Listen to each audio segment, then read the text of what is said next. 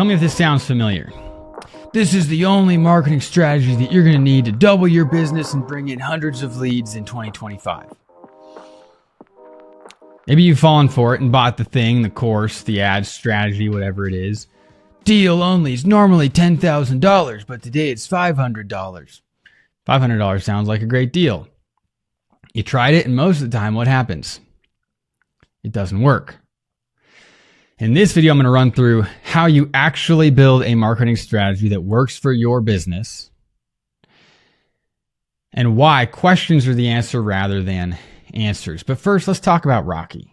If you've seen the Rocky 1, if you haven't seen it, go watch it. If you have seen it, there's a scene where he gets out of bed. He's just started his training. He goes, he puts a glass on top of the fridge. He opens the fridge and he starts cracking eggs and dumping them in the glass. And he gets like 6 eggs in there or something, and then he just drinks the whole thing. Now imagine that Rocky decided, I'm going to go train people, which, I mean, that's kind of what Creed is, right? The next 3.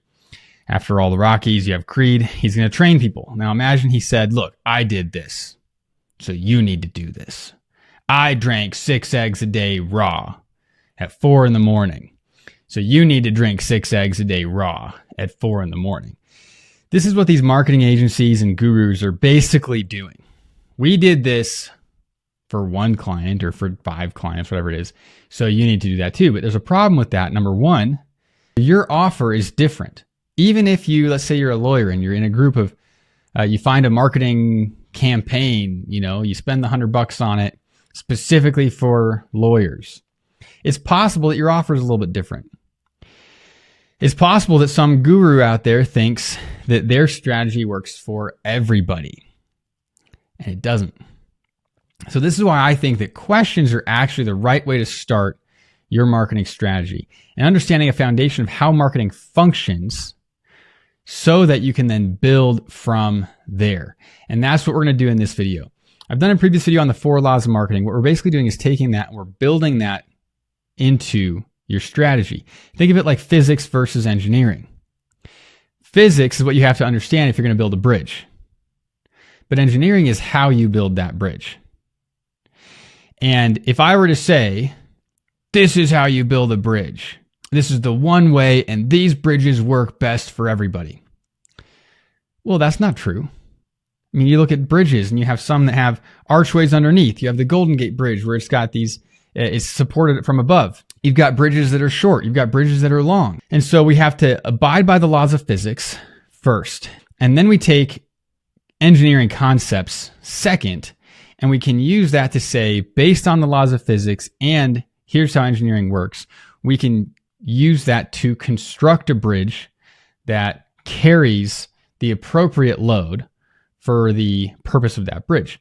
And that's what we're going to do here. You, marketing, is building a bridge between you and your customers. And so we're going to go through the 4 laws. We're going to put them together in terms of physics, in terms of engineering, right?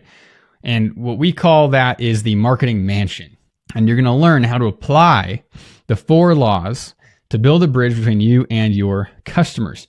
And then there's key questions for you to determine which specific activities you need to be engaging in, which specific marketing channels are more likely to work for you. And then at the end, we're going to go through a process of testing for leaks and making sure that you're not blowing your entire budget on something that actually isn't going to work. So let's jump in. At the bottom of our marketing mansion, and if you're listening to this, you're going to have to draw this out on a napkin or something, so I'll try to describe this pretty well. The bottom, the foundation. On screen, you're seeing stairs, right? So that it kind of looks like a mansion. That's the goal here. If you're picturing this, think about the Greek Parthenon is essentially what we base this on. You've got stairs at the bottom. We're going to call that the foundation that the rest of the structure is built on. The foundation of all of your marketing is build memories. Building memories. And the reason for that is, at any given time, of all of the people who might buy from you at some point, of if they are a correctly defined target audience, and we're going to talk about how to correctly define your target audience later in this, of all of the ways, of all of the people who you could have as customers, typically 95% or more are not ready to buy today. And so if you are not building memories, you are wasting 95% of your budget. There was an ad that went out, I believe it was Miller Lite, this is maybe 10 years ago. They were trying to model it after some successful ads that Budweiser or Bud Light had done. The problem is they got it too right. They modeled it after Bud Light too much, to the point that in surveys after these ads went out, after these commercials were aired, there's a significant portion of people who actually thought that the ads were for Bud Light. So Miller had spent all this money on advertising and accidentally built memories for Bud Light instead. So how do we make sure that you're building memories for your own brand rather than somebody else's? Now, there's two ways. And before I get into that, if you scroll below this video or if you look in the show notes of the podcast, we actually have a checklist that helps you walk through this and build your marketing strategy together. And so as I'm going through this, you can download the checklist and you can step by step go through that with me and fill it out for your own company. It's the Marketing Mansion checklist, so in the description or show notes. So the first of the two primary things that you need to build memories. The first one is a clear story. So your story is your messaging, typically, but it's also the ethos, right? It's the feel.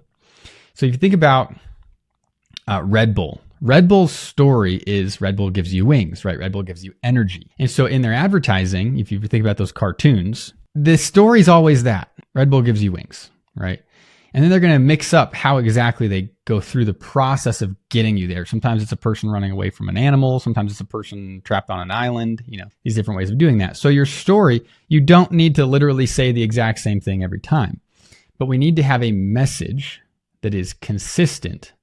We need it to engage with people's emotions. And so if you want help on telling your story, I just put out a video on marketing storytelling, and the link for that will be in the show notes as well. The second thing that you're going to need in order to build memories is a distinctive design.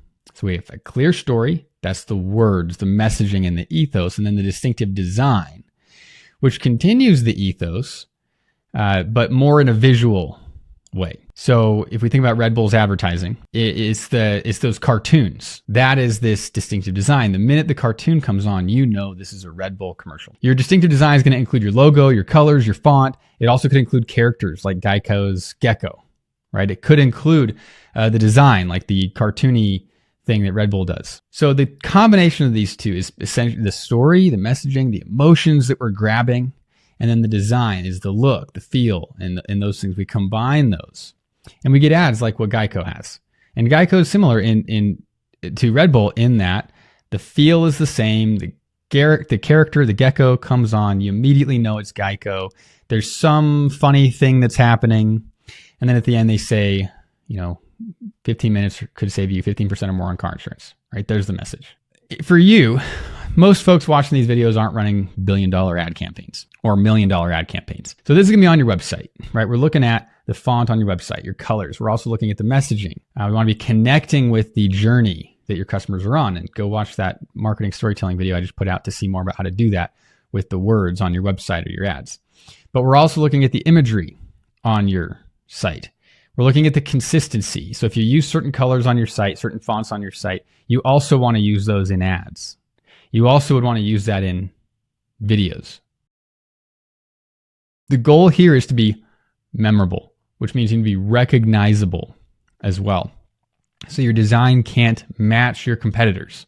The feel, if you do videos, the feel, we don't want to match your competitors. I mean, you look at Allstate versus Liberty Mutual versus Geico.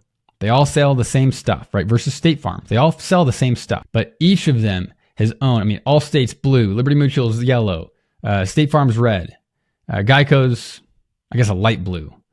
They have different characters, right? Allstate has mayhem. Liberty Mutual, I guess, has an emu. I don't know. Their commercials annoy me, but they are doing a really good job of building memories. And so you can see like how these companies have each kind of staked their claim. They've planted a flag in specific kind of design and feel. Progressive has their own feel and their own characters, right? So we want you to be distinct from your competitors with the look, the feel, and the overall messaging.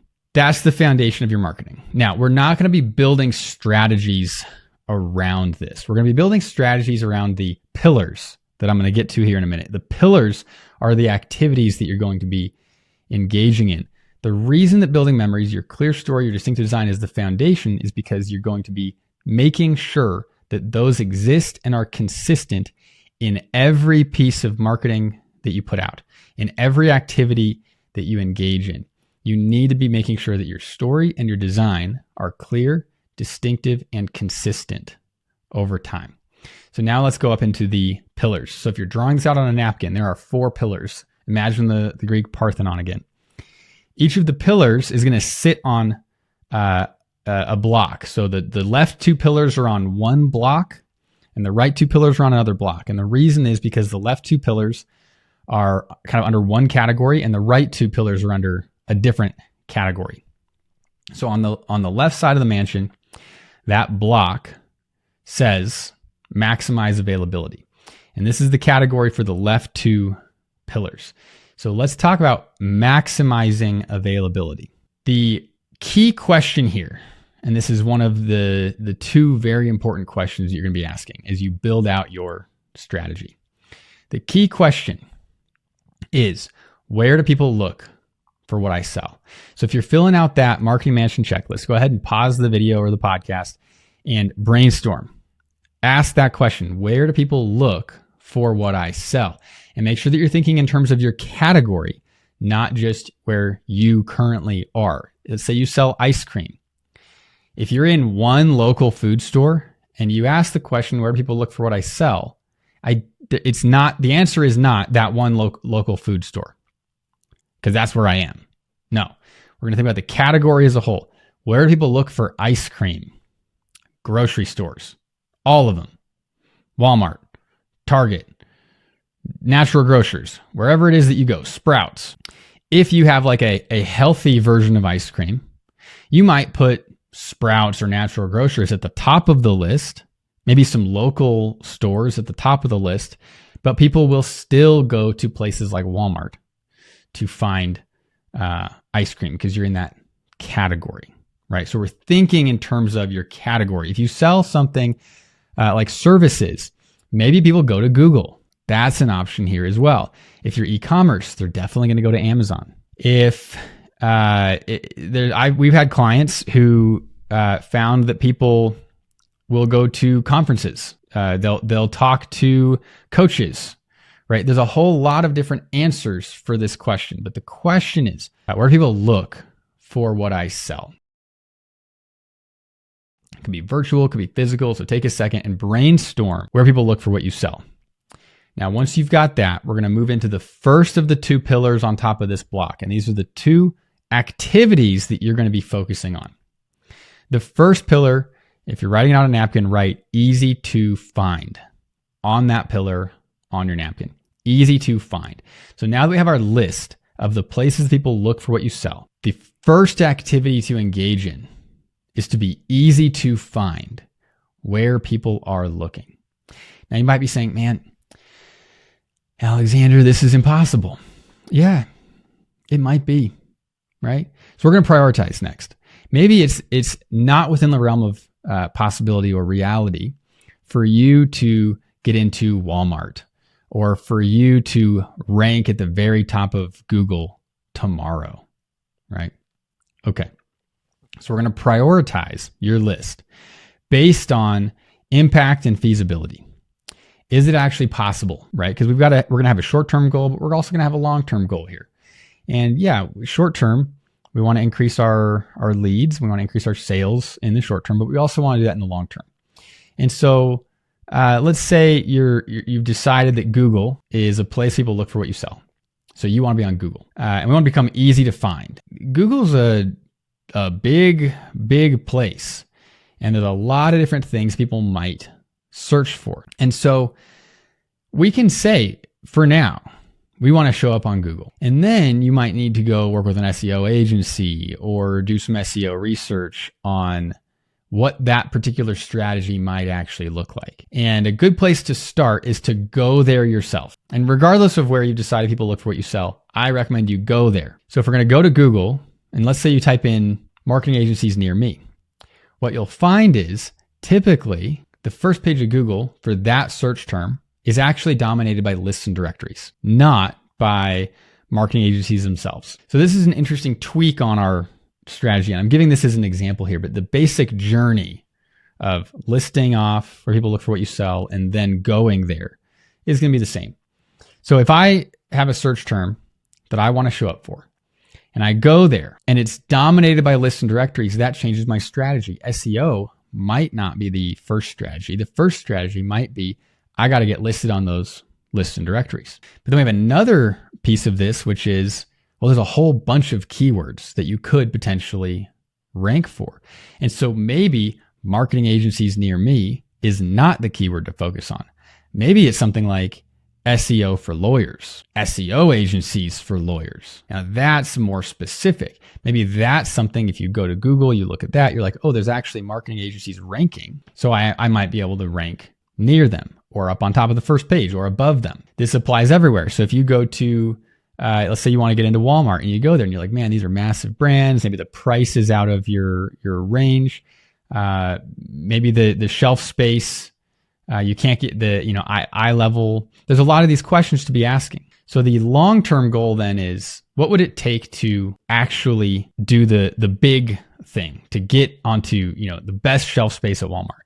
What would it take to rank for marketing agencies near me? And that can change the specifics of the strategy. So the basics so far in this maximize availability side of the mansion, where people look for what I sell, then you want to be easy to find in those places. And we're going to prioritize based on impact and feasibility. And the reason why I say impact is there might be some crazy long tail keyword that nobody's searching for, but you could dominate. Well, if nobody's searching for it, who cares if you dominate it? So we're looking for this blend. SEO for lawyers is going to have less search traffic than marketing agencies near me, but it might be more feasible, right? And it might have enough of an impact that that's actually the direction that you want to go. Maybe it's SEO for lawyers in Denver, right? In your city.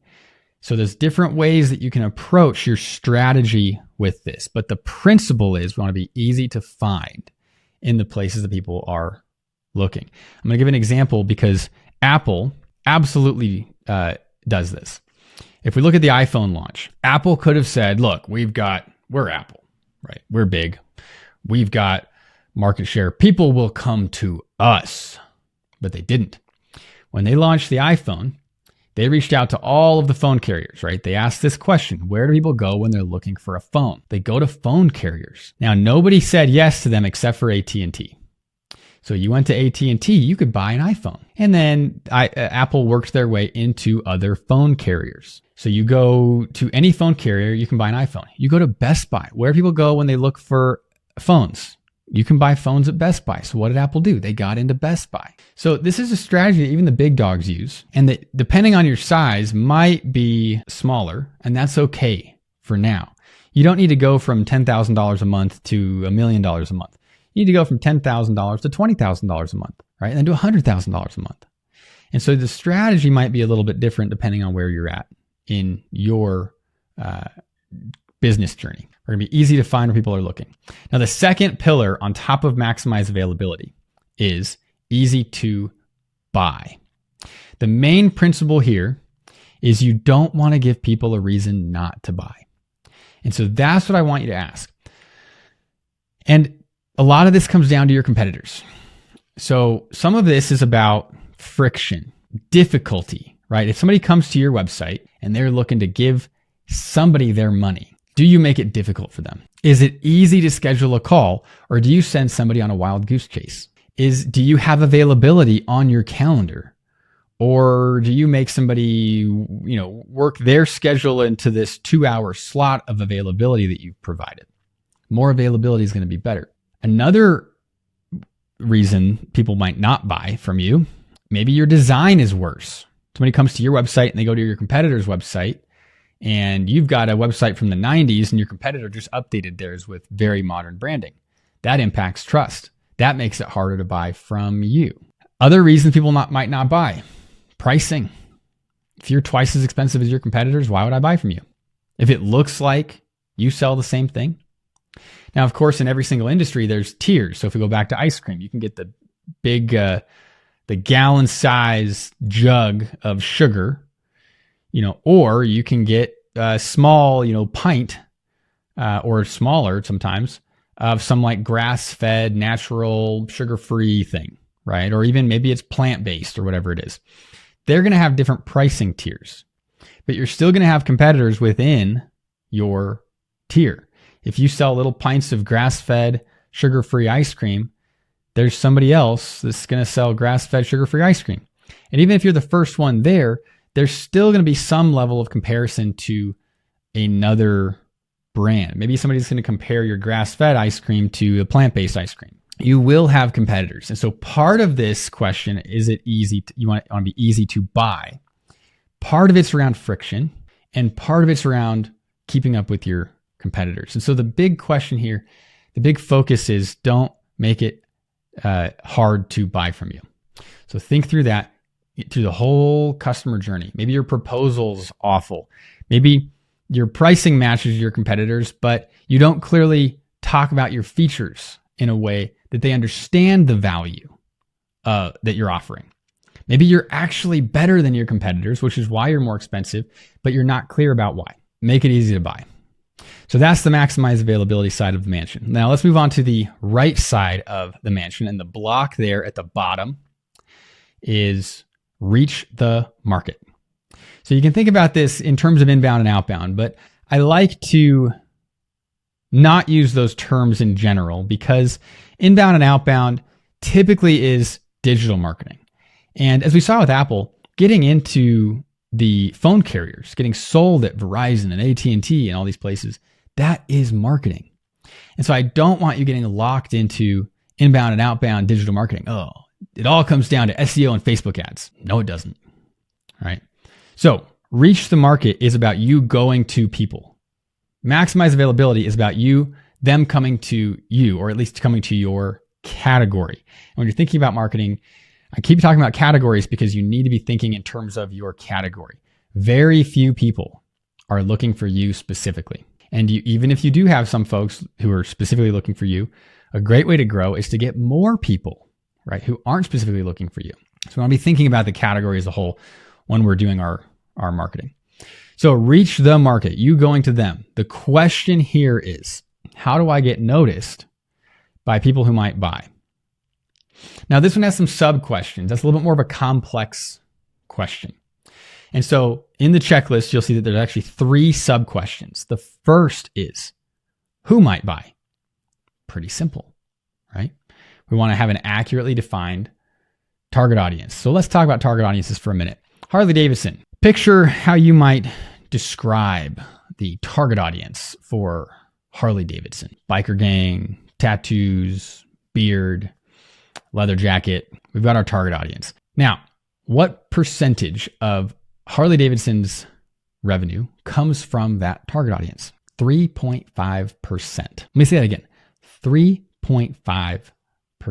So if you were Harley-Davidson and you decided to completely focus in on your target audience, you've created this avatar and we're going to market to our customer avatar, you would get a very small number of sales. 3.5%. Most of Harley-Davidson's customers are actually just like the random motorcycle owner, right? The guy who works a normal job, who wears a suit or doesn't care, and kind of just likes Harley-Davidsons.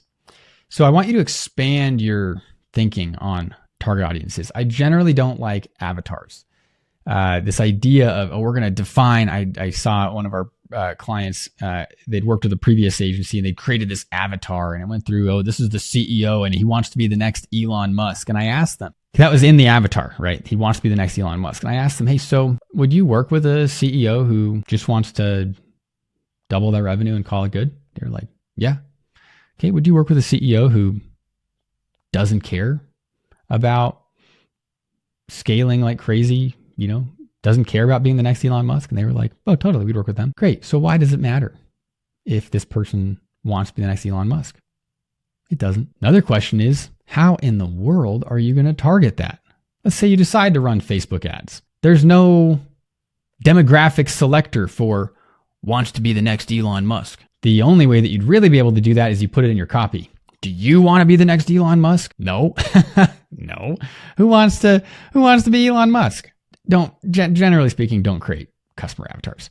The only benefit that I've seen of customer avatars is that for some people, it makes it easier to write your ads thinking about one particular individual. That's fine, but we're not going to go crazy. Generally speaking, people buy what you sell because they have a problem that you help them solve. It's that simple.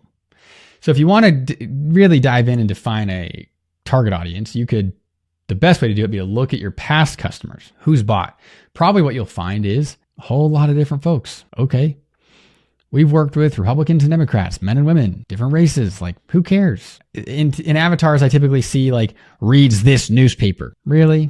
What if they don't care? What if they're not on LinkedIn? What if they don't post on X? None of this stuff matters. So what matters when we're defining our target audience? Really, it's just stuff that impacts their ability to buy. So if you're location-based, location would matter. If you're selling purses, even then, am I going to target women or men?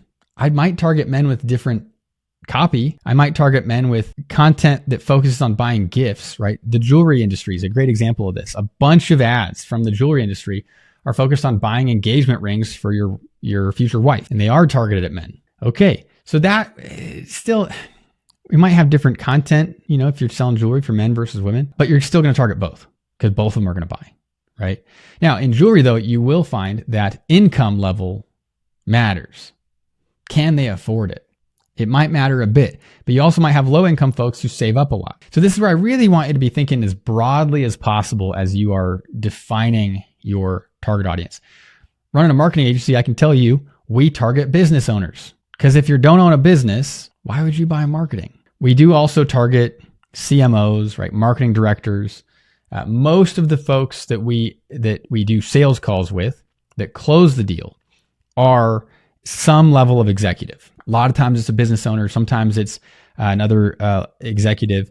And then during the process of working together, they might then have us work directly with the marketing director, right? But most of the time our sales calls are business owners. But still, when we run ads, we're going to target the marketing department as well, because we don't want to cut those people out, right? I don't want to end up being Harley Davidson having targeted these biker gang, tattooed, leather wearing, bearded men and find that I missed 96.5% of our potential revenue. So there's the who. Next question under the primary question for reach the market, which is how do I get noticed by people who might buy? First question, who might buy? Second question is, well, where are these people? Now, this is why a lot of folks end up in the Facebook ads, because a lot of folks are on Facebook. But you might find that your audience is on TikTok or Instagram, or most likely all of the above. Unless you're targeting Gen Z specifically, they're not going to only be on TikTok. Unless you're targeting the boomers specifically, they're not only going to be on Facebook. A lot of folks have multiple social profiles all over the place. But generally speaking, Meta's great because you get Facebook and Instagram out of the deal. So you're going to cover a whole lot of people there. Where are these people? That's this question. Now, that also might be that they watch Netflix, right? You can advertise on like Paramount and Hulu and some of these other streaming platforms now. So that's pretty cool. You can advertise on YouTube. A lot of folks watch YouTube. Where are they? Maybe they're at conferences for your industry. We've got a client that sells to lawyers. So maybe there's conferences for lawyers that they need to be at, right? Maybe there's partnerships. Maybe these people are talking to a business coach, let's say. Where are they? That's this question. I want you to think broadly. So again, if you sell ice cream, where are they? If you're going to run advertising, everybody eats ice cream. So you could choose anything that's going to get you the broadest range of people possible. But you could also just say, well, they're going to be at the grocery store.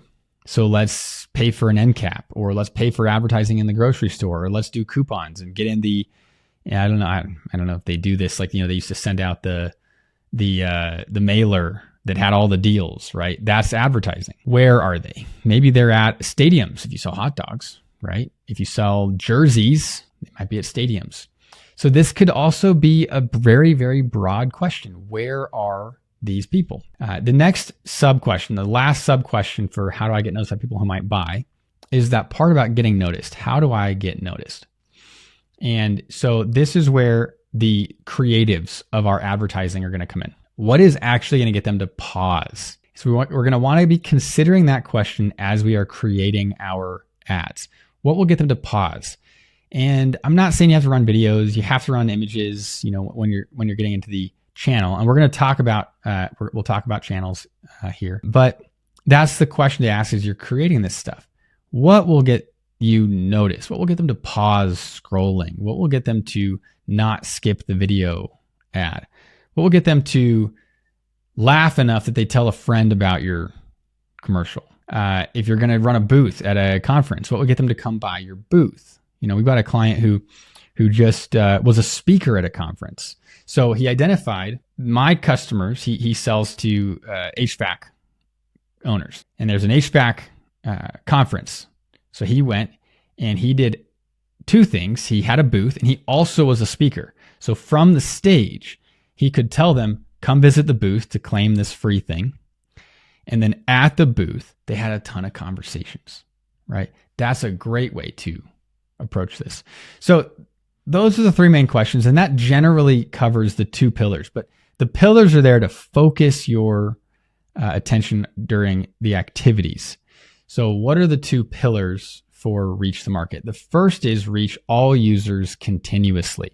So if you're writing this out on a napkin, you're going to write all users on the first of the two pillars on top of reach the market. But we're going to reach all users continuously. Advertising works by reaching and nudging. Facebook ads and Google ads have created this kind of myth of like this direct tracking. And I did a podcast with a great guy named Jeff on how tracking works. And you can go back and look at that podcast episode. But this idea that I'm going to run Facebook ads and I'm going to specifically track from the view to the click to the landing page to the purchase, and that's all the information I need, is false. It is a good way to track, and I'm not saying don't do that.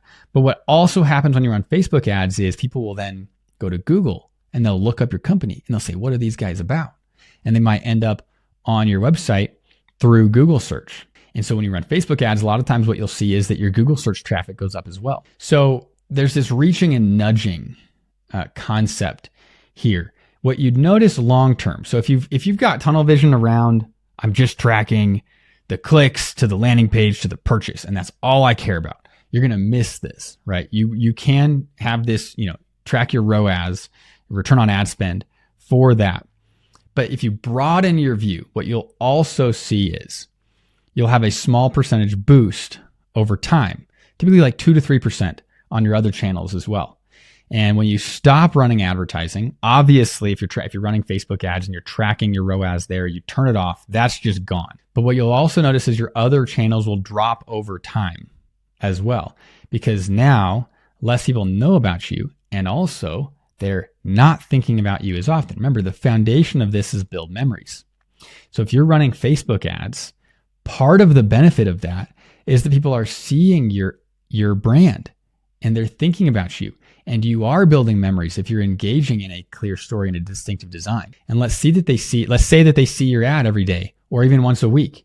Well, now you've got them thinking about you once a week. And just like with memorizing a language or something, repetition contributes to those memories. And so, as I mentioned earlier, 95% of people are not ready to buy today, but they will move in and out of the market. And so that person who might not be ready to buy today, maybe they're going to move into the market and they will be ready to buy in 3 months. And so one of the things that your advertising does is it primes them so that when they are ready to buy 3 months from now, they think about you and they have memories built around your brand. And there's research that shows that if they've seen an ad, even if they don't remember it, they prefer you. That's huge. So advertising works by reaching and nudging, most of all. So we want to reach all users continuously. Our strategy here is partially to track return on ad spend, right? That 5% or less that's ready to buy today. How many of them can we capture? And is that happening at a rate that is sustainable?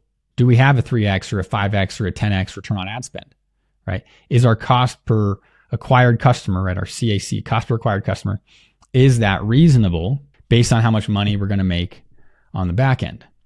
These are good questions to be asking, but also there's the part that's difficult, if not impossible, to track, of that person who goes from Facebook, goes to Google, searches your brand because they saw an ad, saves it, sends it to their spouse. 3 months later, they come back and they decide to buy. That journey I just described is completely impossible to track.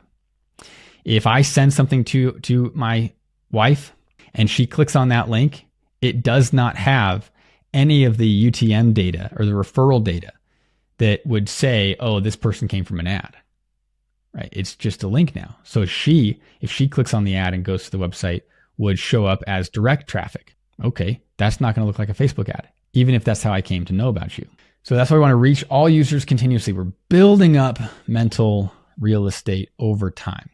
And we're going to target the who at the where with the creatives that might get noticed, right? The second pillar for reach the market is all uses. Now, this one's a little bit more complex. So let's kind of take a step back here. I've mentioned the category. We want to be thinking in terms of the category. So uses, there's two ways to approach uses. The first is going to impact potentially our marketing channels. And these questions are around what gets somebody to enter the category, what gets somebody to think about our category as a whole. And so these are things like, again, where might they be, right? I might not be thinking about hot dogs day in and day out, but when I go to a stadium, when I go to a football or a soccer game or something, now I'm like, oh yeah, I really want a hot dog, right? That's what I mean by entering the category. I've gone to this place and now I'm thinking about buying from the category. The same is true of the concessions at movie theaters. I don't eat popcorn day in and day out, but when I go to a movie theater, maybe, I see it and yeah, I could buy that. That's entering the category. So we want to think about what's that look like for your company? So it's possible that somebody goes to a ClickFunnels event and they are now thinking about hiring a marketing agency. That could be entering the category, right? It's possible that just going to the store makes them enter the category for snacks. So that's a where. What about a who? Who might I be with that would cause me to enter a category? So jewelry is a great example of this. The who is I'm dating somebody or I'm married, right? And so that relationship can trigger entering the category. If I'm going to ask somebody to marry me, I am entering the market for an engagement ring. I'm entering the market for a wedding venue. I'm entering the market for a tuxedo or a suit or a wedding dress or whatever it is, right? That's kind of the who. And we can think about this in terms of life events. We can also say why. And the why kind of covers the life events as well. Why would somebody want this category? So that could be, the wedding venue, I'm getting married. The event could be my birthday's coming up. And that could also be something that a venue might be interested in. We could also think in terms of like HVAC, right? They're specifically looking at homeowners. Maybe certain types of services happen during certain seasons. So I'm in Colorado and we have a lot of hail here. And so roofing companies take advantage of that. Why might somebody want a new roof? The big reason out here is because your roof is now damaged enough by hail that the insurance will actually replace the roof. So that's a massive part of the roofing strategy in Colorado is they do free inspections of the roof. And at some point over the years, it's likely that there's enough damage that the insurance will cover it. Great. You don't have to pay the tens of thousands of dollars to replace your roof. Insurance has it, right? So these are the kinds of things that we're thinking about with our uses. What uses? Who, where, why? What am I going to do with this thing? What uses? What might get somebody to enter the category? I mean, the kids is a big part of this, right? Think about at each stage of life, kids kind of enter the category for new toys. And so the parents enter the category for those new toys. You don't need a play set in your backyard for a 1-year-old, but you might want a little sandbox, right? But so these are the types of things we're thinking about. And that could impact the channels that we do our marketing. But the other side of the use is it can also impact our messaging. So if you sell a trampoline, of course you're going to include kids jumping on the trampoline in the picture. Who is selling trampolines for adults?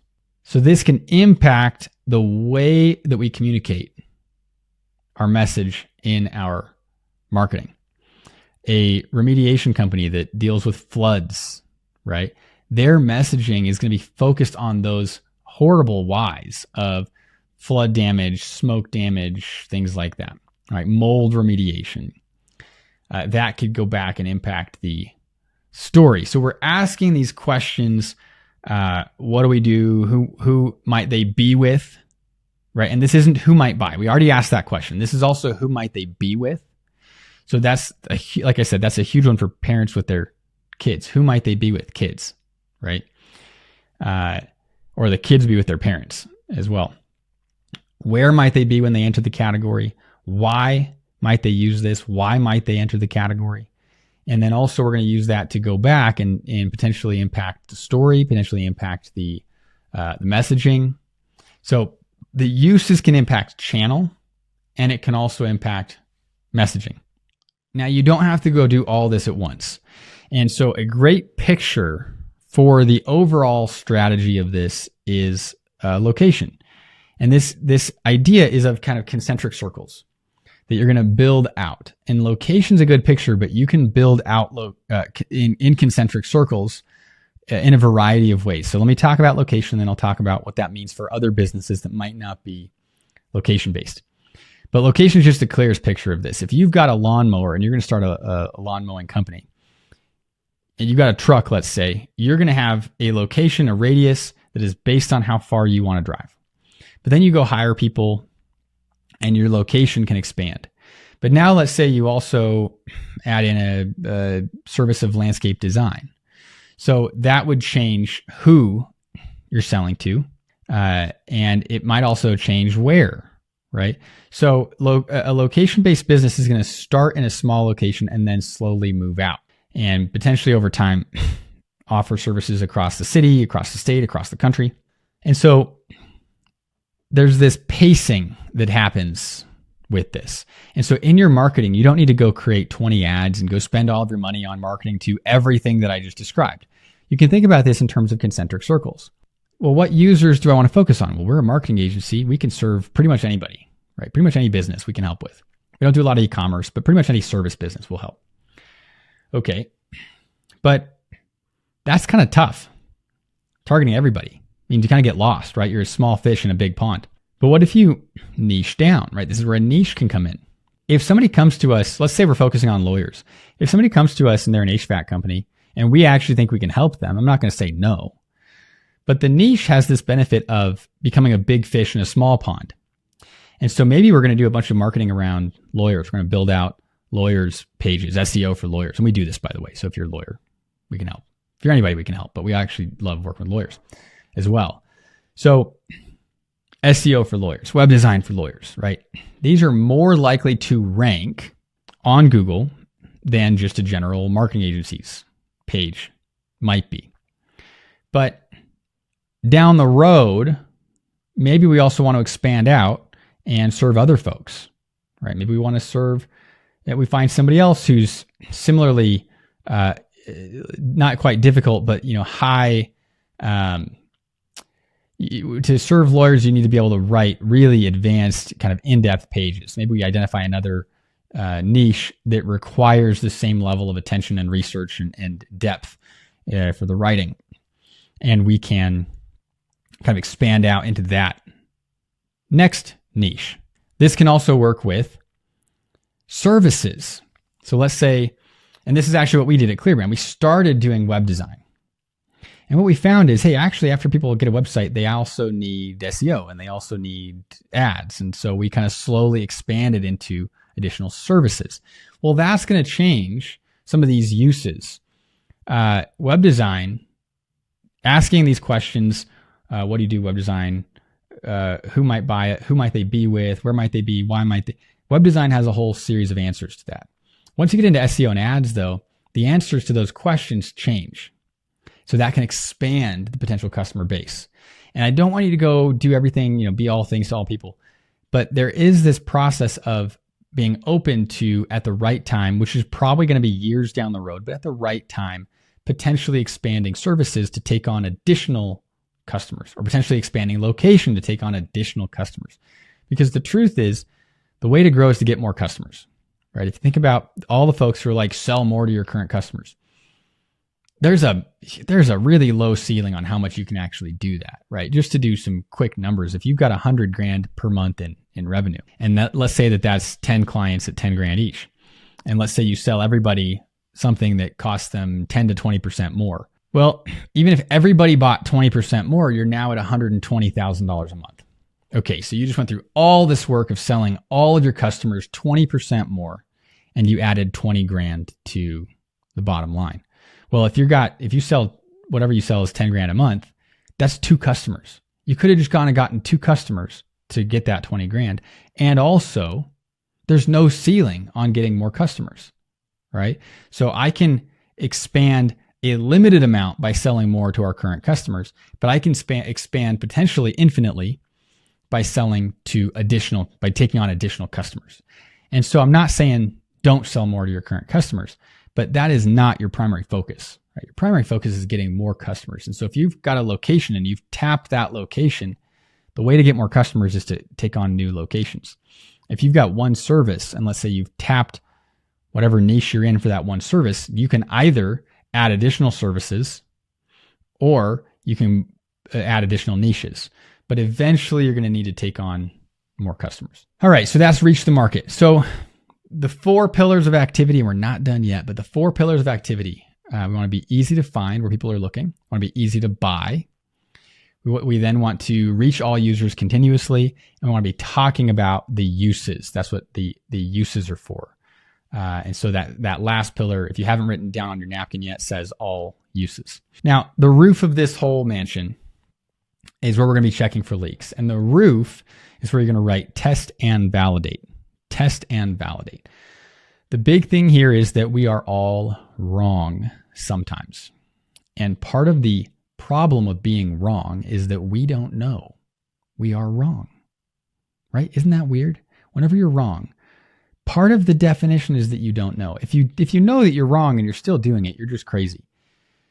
But we don't know that we're wrong. And so we want to build into our strategy this roof of checking for leaks by testing and validating.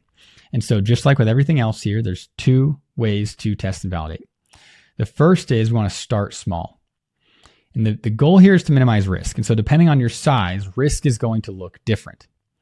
If you're a small company, if you're making 10 grand a month, maybe $1,000 is a massive risk. So we want to lower that. Maybe we're going to test, let's say you're going to test Facebook ads.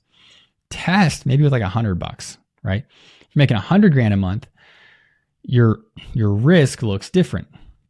Maybe if you're profitable enough, you can test with $10,000 or $20,000.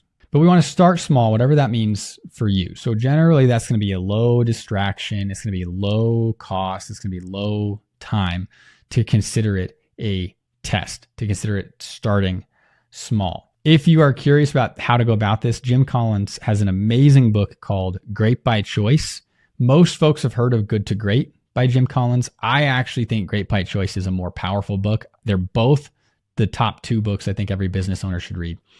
But Great by Choice, he gets into a couple of really interesting things. And there's a whole chapter on risk. He talks about starting small and how to do that to make sure that you are staying safe, you're staying in business. Because that's the problem with the test. If you go too big, you're potentially putting yourself out of business. The second principle of test and validate is go big. Now, this, of course, will happen after you started small, after you tested and you validated whatever it is that you're testing. Maybe you're testing a marketing channel for the first time. Maybe you're testing marketing messaging. Maybe you're testing a new product. Whatever this thing is, we're going to start small. Once it is validated, then you must go big. You must double down. I have seen folks who had found a marketing channel that really worked for them and they really wanted to grow, but they just weren't spending more money on that channel. So they weren't growing. If you're running ads, you're not just going to run $1,000 a month forever. The goal would be you run that $1,000 a month, you validate the channel, you validate the messaging, and then you increase it so that you can take on more leads and more sales calls. Or if you're selling e-commerce, you'd increase it so you can take on more sales. But if you don't, there's a problem with either side of this. If you don't start small, you're putting your business at risk. If you don't go big, you're never going to actually see the opportunity that's there become realized. You're going to sit there and think, why isn't this working? Well, maybe it actually is working. You just need to spend more money or more time on that particular channel. So we don't want to skip either of those steps, but we only go big after we have tested it, we've started small, we've validated it, and then we go big. All right, so there is your marketing mansion with the foundation of building memories. Then we maximize availability, we reach the market, and we test and validate everything to make sure that we're not falling for our assumptions and being wrong in a really, really big way. If you found this helpful, let me know in the comments. If you have other questions or other videos you want to see, let me know in the comments. And of course, don't forget that you can go through this whole process with our checklist, our marketing management checklist that is in the show notes. I will see you next time.